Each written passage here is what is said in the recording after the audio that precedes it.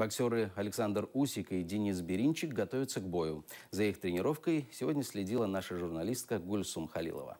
Боксер Александр Усик с помощью файтбола отрабатывает меткость и скорость реакции. Так он готовится к бою с соперником Джонни Мюллером. Соперник Джонни Мюллер из Южной Африки. В его спортивной копилке 25 поединков, из них 19 побед. Однако это крымчанина не пугает. Ему нравится, когда я боксирую, не когда я дерусь, не когда я там пытаюсь нокаутировать. Что. Ему нравится, когда показывает парень, который занимается боксом, показывает бокс. И, естественно, если придет нокаут, значит он придет постучиться.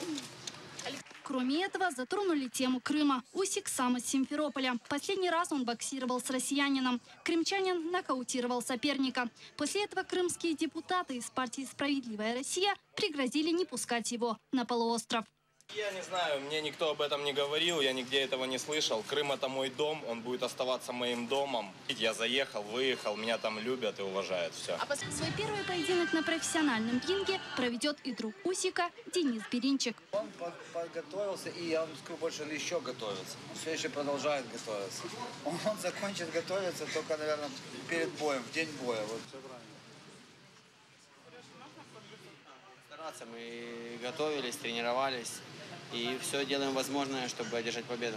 Стану, наверное, более осторожным в первых раундах, так как ребята будут свежие и всех захотят выиграть у Дениса Беринчика. Спортсмены тренируются каждый день, и уже 29 августа их бой увидит вся страна. Гульсум Халилова, Олег Казыкин, Заман, АТР.